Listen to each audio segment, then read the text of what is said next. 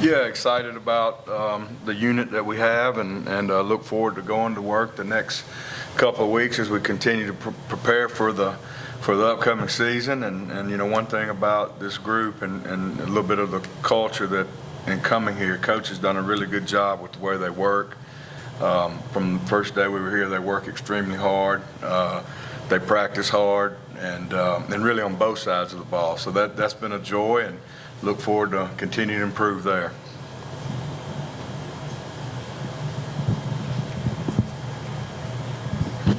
Well, I know you'll get a lot of questions about your quarterbacks. Where do you see the competition right now? Well, I think it's like Coach said. I think it's a really good competition. Two guys that are really good players. Coach, like he alluded to earlier, he'll make the decision when the time comes on what route he wants to go. But both of those guys are extremely important to our football team.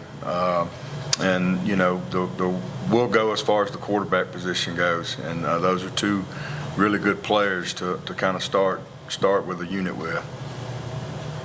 Well, I wanted to ask you about your previous experience coaching against Western Kentucky at Auburn. Obviously, that game, I think 17 at halftime. Just kind of touch on your memories of that and what it's like to coach against a lot of guys you're on staff with now. Yeah, we knew going into that game, we were kind of in a unique situation a little bit too, but we knew going in that they had a really good football team. Coach talked about it earlier, as far as, playing your best ball at the end of the year, and that team was really playing good at the end of the year. So that was a tough ball game. A couple of breaks went our way. That could have been a totally different ball game. It was a fumble pitch or something that I think Western was going, had a chance to take the lead. But really good team. It goes back, when I had the opportunity to come here and being familiar with Coach and knowing what he's about and believing in his leadership. And then Western Kentucky, I've known Coach a long time. My family's been up here a bunch, so Bowling Green and being around Coach, I've been in the facilities before. I know that this place has got a chance to be really good. And kind of Coach talked about earlier, when guys come in and transfer, there was no different in me. I kind of had been up here enough and knew kind of the things and how good of an opportunity this was. So, I've been familiar with Western, been familiar with their success, and just glad to be a part of it now. Dalvin, going into your senior year, kind of look back on your career so far and tell us what you're expecting going into this final year. Going into this final year, I'm really expecting, to finally cap everything off with a conference championship. We've been there in 21. It didn't go our way, but, now I want it to end in our favor just to go out on a bang.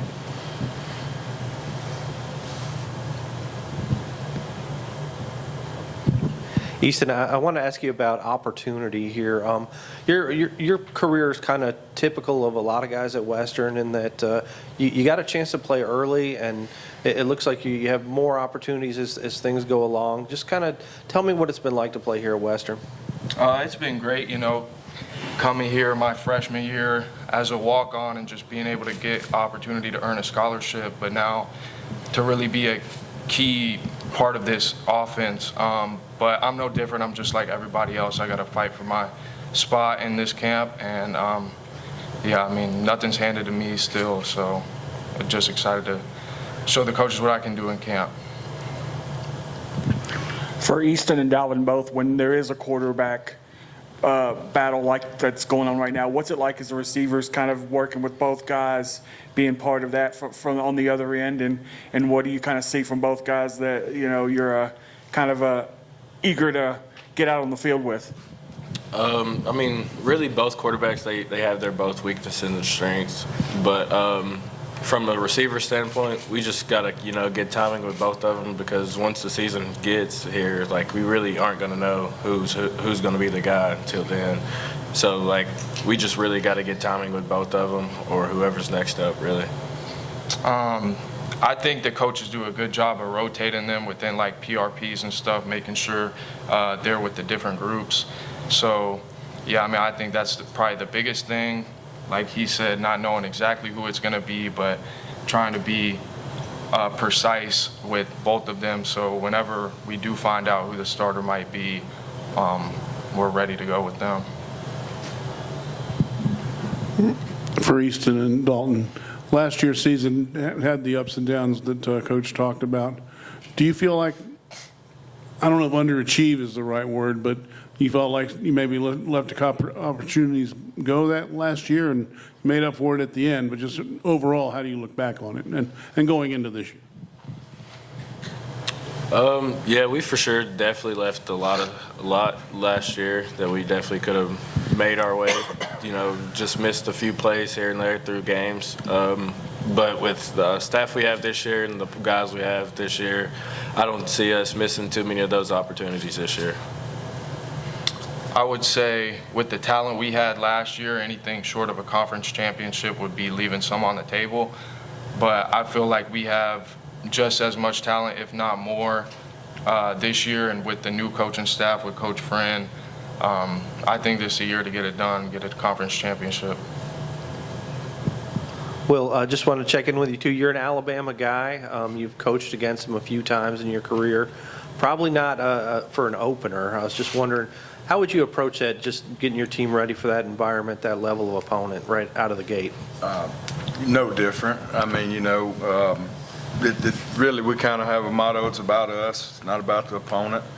When you come in on Sunday morning, it's going to be about what you did, the way you executed, the way you prepared. That it's no different. It's just it's another game on the schedule, and the same blocking, tackling, making plays, and executing will win that game. No different than any game. So.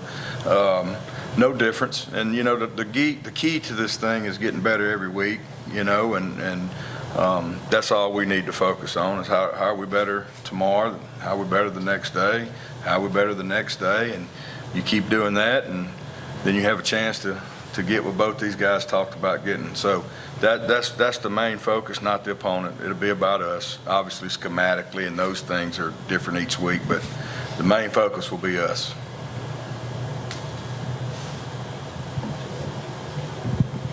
All right, guys, who's the best at the NCAA 2025? Not me. That's all I know, not me. I'm not really for sure who's the best. I haven't really played everybody yet, but hopefully we'll. I will say there's been some texts in our receiver group chat, and it seems like Mike Matheson is a person to beat right now. So For sure. Mike's definitely number one in the receivers room, for sure. For both of you, what is that like to, be a part of this game now? I mean, obviously, you've seen the Maddens, you've seen, MLB The Shows, all that. And now that you guys are actually in the game, what's that like for you guys? It's exciting, really. Just seeing, really, honestly, mostly people that, show me, what they do with me on the game is just, that's ridiculous. You're definitely not throwing at no one else. But seeing that, it's a good feeling just to know that, you're in the game. We need to outlaw it during fall camp, so these guys are getting some rest at night, so we're going to make everybody turn their games in.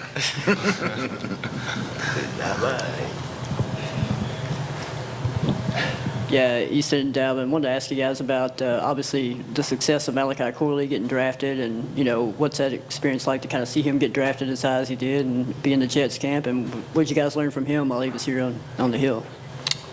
Go ahead. Really, we all learn from each other in the receivers room, no matter what we do outside of here. But just seeing him and just seeing his success, through since high school, I've known him since high school, and just seeing he's in the league now, it's a huge accomplishment. I know he's gonna just go and do great things, and hopefully I'll see him there next year. Yeah, I mean, I'm the same as Dalvin, being from Kentucky. I've known Malachi since high school. He's actually part of the reason why I ended up here. But, yeah, I mean, I learned a lot of great things from him, and I think it just goes to show people like me that you can stay at Western Kentucky and you can make it to the NFL, you can get drafted. So I think that'll change a lot of people's mindsets about Group of Five and transferring out. But, yeah, like Dalvin said, I know he's going to do great things up there, and he's going to have a big season. Well, wanted to ask you about the offensive line, too. Can you kind of characterize them as a group? A lot of experience, but what do they do well? Well, I thought they've improved probably as much as any group on offense since we've been here. Joe's a really good football coach. Brings a lot of energy, and has done a really good job in bringing in some pieces to help.